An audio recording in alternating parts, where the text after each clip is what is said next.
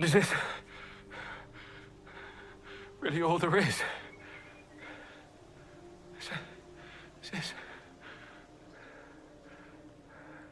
What else ought there be? Come on! Out! Watch out!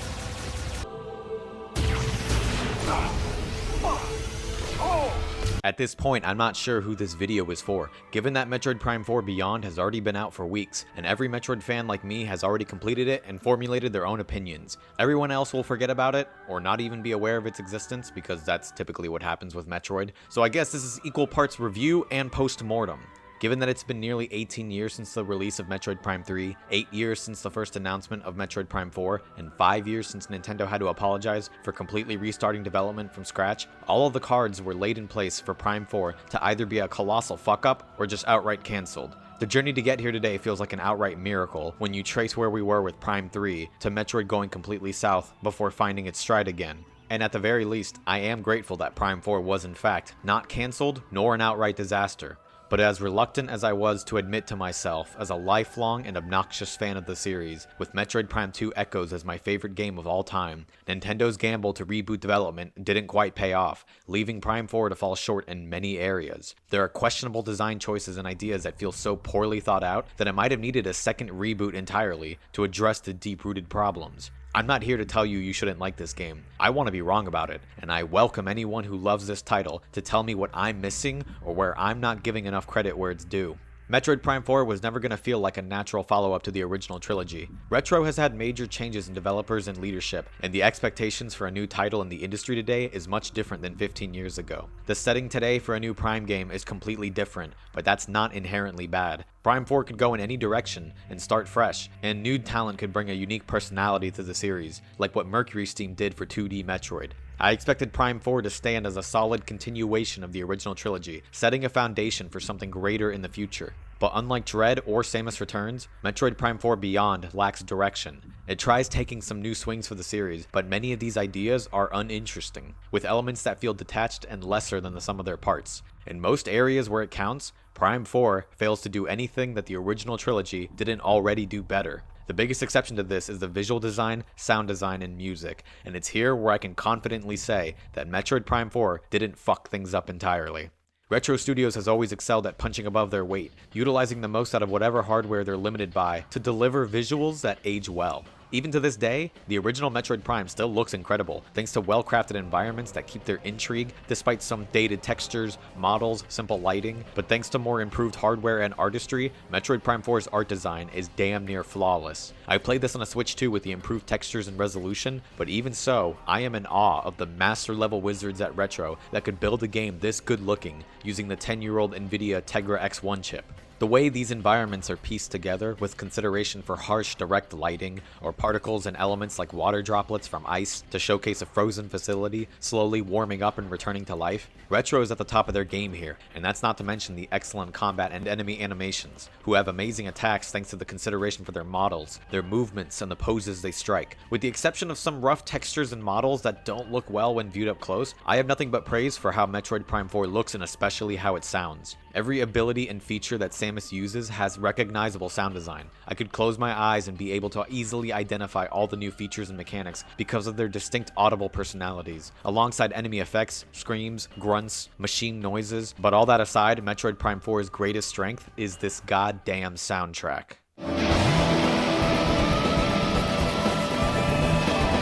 Composed by longtime veterans Kenji Yamamoto and Minako Hamano, who have been with the series ever since Super Metroid, it doesn't follow closely from the style of the original trilogy. There's much greater focus on electric guitar and metal, with more high-energy tracks. There isn't as much when it comes to the rhythmic and percussive beats of the original trilogy, but it still utilizes the same striking harmonic choir vocals. It's new, but still intense and otherworldly and very much how Metroid feels.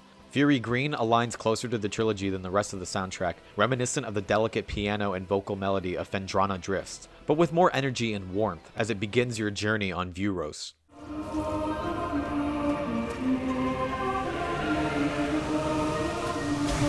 Volt Forge and Ice Belt start off as more quiet, foreboding themes that drive up the atmosphere of these long abandoned facilities before the power comes on, bringing the literal electricity of a guitar to kickstart their main themes.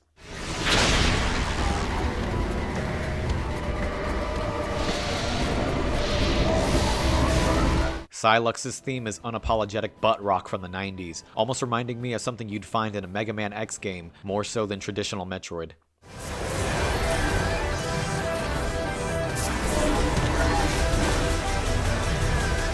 It's not just his theme, but his actual fights in the game are major highlights, alongside most of the other boss fights. They don't all devolve into puzzles with obvious weaknesses in order to win. You can brute force your way with just the power beam, but you're rewarded for using your different abilities effectively, and I'm glad to see them incorporate power-ups like the control beam for targeting multiple points, or the grapple beam in SYLUX's second fight, reminding me of how it's used for Chica's adult fight in Prime 2. The boost dodge feels more responsive with a second charge to it that's snappier and fits with some of the more aggressive boss encounters here. It's a small change to give the fights more kinetic energy. There's a clever bit in one of the endgame fights where an energy tank can be stolen from you, and you have to use bombs to steal them back. And there's other charming surprises like this sprinkled in the boss fights, and the music never stops being genuinely enthralling for many of them, like Samus ripping a page out of Bobby Prince's work on Doom. I also played through most of the game using the separated Joy-Cons with pointer cursor controls, just like Metroid Prime 3 for the Wii, and I was surprised to find how intuitive the controls felt, and how much consideration was put into making this control scheme work with the environment and enemy design. Everything was well tuned to work with either traditional or motion controls, with the moment-to-moment gameplay playing just like how I would imagine a direct sequel to Prime 3 if it released in the late stages of the Wii's lifecycle. The highs of this game's visuals, sound, gameplay feedback, and boss encounters are so high that they could almost hypnotize you into forgetting about Okay, I got it! Oh yeah, long-range comms are back online. Did you achieve your objective? Well, you see something I want to tell you. Stay here on the teleporter. If you want to contact me going forward, use the radio commands faster. And then I called the Reavers to bring us down. Try a couple hundred.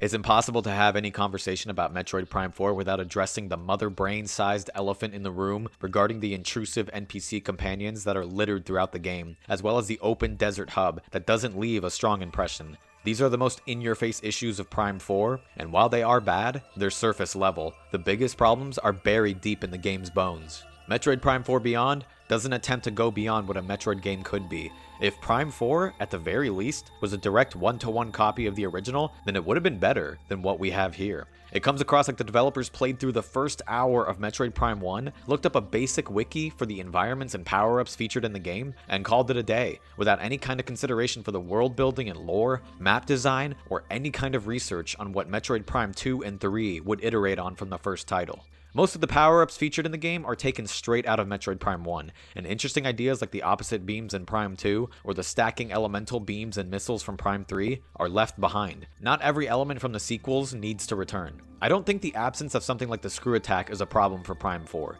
and we instead have some other small mechanics, like the lasso, that function similarly as it did in Prime 3, but outside of the unique psychic abilities like the control beam and psychic bombs, Prime 4 isn't exploring new types of exploration or means of combat within the 5 dedicated main levels. The space jump, boost ball, spider ball, grapple, and standard super missiles, all backed with another set of fire, ice, and electric beam types. This approach would have already felt archaic 10 years ago. It borrows too heavily from Prime 1 without enough of its own ideas to stand on. The control beam is interesting, used for certain puzzles and boss fights in clever ways, but it's the only original power with any kind of memorable use. The rest are saved for inconsequential puzzles. You can use psychic powers to send morph bombs out to operate hard-to-reach bomb slots, and later do the same with the power bomb, except the game never requires that you use the remote psychic power bomb once. I imagine it's saved for a random item expansion somewhere in the world, but the absence of it in the main path is sloppy, as if the developers didn't have enough time to explore all the powers and mechanics.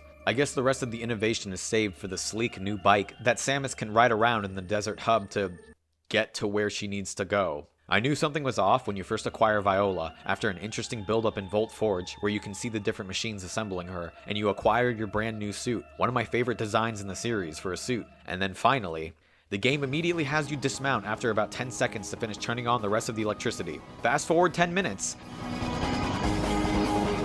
Then, you're thrown into an artificial, gamey race course tutorial. And finally, the open world lies beyond. And you just drive around. Quietly. And sometimes shoot and boost.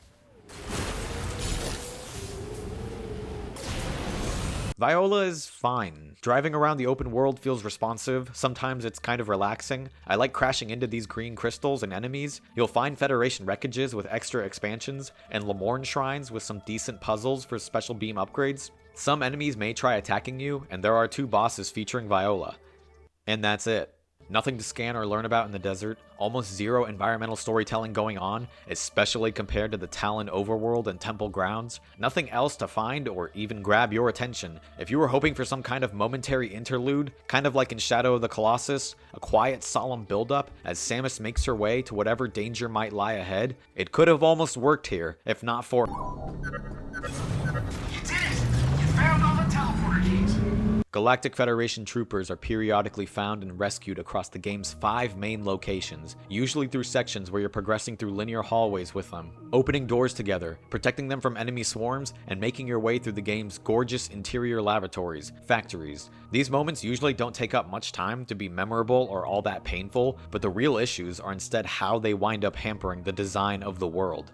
Most of your time in Flare Pool and Great Mines are spent progressing through gorgeous and uninteresting linear hallways, with at least 1 Federation trooper joining you to help unlock doors. That's 2 out of 5 main locations that are spent with uninteresting NPCs acting as glorified tour guides. And it's especially dull in the mines, where almost every single Federation member we meet has a moment to have some kind of cheap fake-out sacrifice, 1 swarm of enemies at a time, fooling absolutely nobody when they all appear again completely unscathed. But the other main levels don't fare that much better. Fury Green, as the starting level, is so aggressively linear and simple to get through that it feels like a prolonged tutorial for the rest of the game. And Volt Forge, despite having a great theme and setting to it, is also fairly simple to get through, with 2 vertical towers that you descend in a straight shot downwards. That leaves the Ice Belt, standing as the highlight of the entire game. The trooper here, Tokabi, is mostly unintrusive as you make your way through an abandoned research laboratory, frozen in time, and where you'll find most of the Lamorne data logs, learning about the history of the ancient race of Vuros, their struggle, the tragedy that befell their people, corrupting them into unrecognizable monsters that still maintain some kind of psychic link to their former selves, as anytime Samus approaches one of them, living or frozen dead, a very distinct and haunting radio-like feedback can be heard.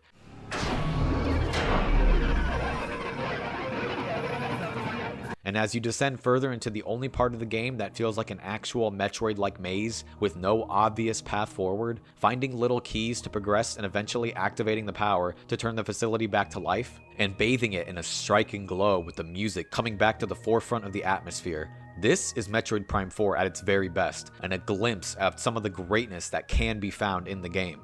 But most of the game's map design is dull, with little room for winding paths or natural backtracking to discover new locations and mysteries, and nearly zero intrigue to be found outside of Ice Belt. Volt Forge acts as a facility for the construction of Viola, which works well in the context of the world and your journey, but the Flare Pool and Great Mines are nothing more than generic facilities that do machines. And don't even think for a second about getting lost in the desert or maybe having a chance to explore the other locations at your own leisure, because you can't go approximately fucking 2 minutes without...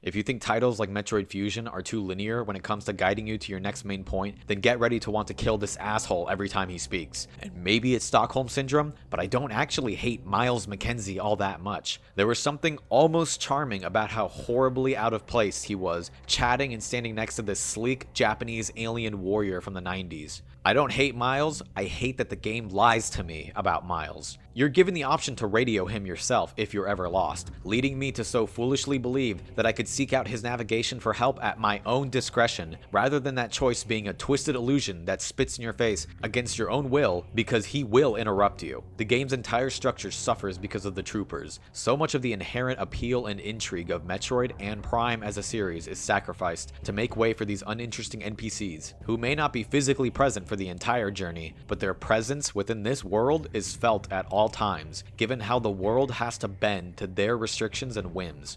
You're not allowed to get lost without them reminding you where to go. The environments can't be constructed with too many grapple points, or spider rails, or morph ball tunnels, or even trails for Viola, because the world needs to be boring enough for these ordinary troopers to be able to follow Samus and help her open doors. And rather than using environmental cues or scannable objects to do a bulk of the world building, Metroid Prime 4 instead opts for the troopers to take care of that for you and fill the quiet intrigue with chatter about nothing. I don't like being underground. I have no idea what we're doing, but it feels like it's working. Even when they're not physically present, the damage has already been done. You never feel alone because you never really are. The troopers are just a 5-minute bike ride away at base camp, and I'm not opposed to the idea of some kind of permanent companion for a Metroid game. I'm open to the series breaking its own conventions for innovation, but it shouldn't come at the expense of the elements that make Metroid interesting, so it ends up failing here. It's a design choice that needs to be thought of and implemented with extreme care in order to work properly. Let's flash back to about 10 minutes ago when I said, it comes across like the developers played through the first hour of Metroid Prime 1, looked up a basic wiki, and called it a day, without any kind of consideration for the world building and lore. The title Metroid Prime doesn't quite work in this game's case, as in the original trilogy, it was used to denote the main antagonist of those original titles. And if the developers here just want to use it as a descriptor for the 3D action-adventure Metroid games, then that works fine enough. This game didn't need any references to Dark Samus or Phazon. That story has already been concluded. But what it did need is any kind of acknowledgement or presence from SYLUX is barely a character here, and there isn't any other presence like Dark Samus or Meta Ridley to act as a secondary antagonist. You only ever face off with him once in this intro scripted cutscene, and then at the very end. There's 2 fake-out boss fights in Volt Forge against imposter drones, and while these are excellent fights, they do nothing to establish SYLUX as a character, or even as a real threat. Almost all your knowledge about him is either taken from Prime Hunters or his fucking trophy information in Smash Brothers, and it isn't until the final boss that we're given the most basic and cliche backstory and explanation, all set to a very horrible first phase, with all the troopers accompanying you and being knocked down by every other attack from SYLUX, forcing you to heal them with healing powers that I don't think were established at any point whatsoever. But then we progress to a much better second phase that still fizzles out because it winds up feeling too similar to the previous fights against the imposter drones. It is the best showcase for SYLUX as a threat, but I would have never expected this game to basically spoil its own final boss twice over before actually getting there. I don't think it's asking too much for the villain of this story, who was teased 15 years ago with Prime 3, to actually be a villain in this story, rather than some dickhead who's genuinely missing the entire time and just appears, found in one of these healing pods at the end, and also he has space-time warping powers, and also, what the fuck is Beyond?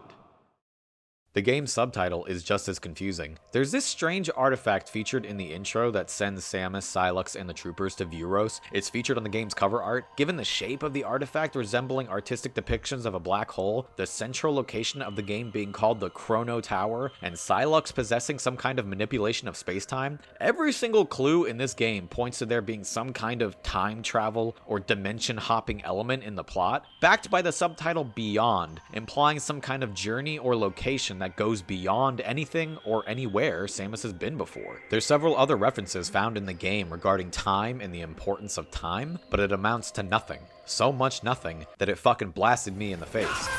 That strange artifact? It's never named. I guess it was just some teleportation device to get to Vuros. What's the mystery or story with Vuros? Just a planet that's located somewhere far away, I guess, and some accident with Phazon, green energy, turned the inhabitants into monsters. SYLUX's powers and motivations, aside from revenge against Samus and the Galactic Federation? Nope. Metroid Prime 4 isn't just disappointingly shallow, it's borderline unfinished. Broken, with pieces that couldn't fit back together.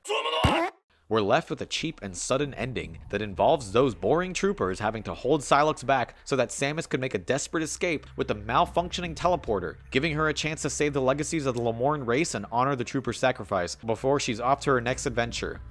Except wait, SYLUX is very much still alive, I guess, and also this is like one of maybe 2 or 3 Metroid games where Samus doesn't defeat the antagonist by the very end, and the only other example I could think of is Metroid Other M. I don't know if I'm going to use this, I probably won't.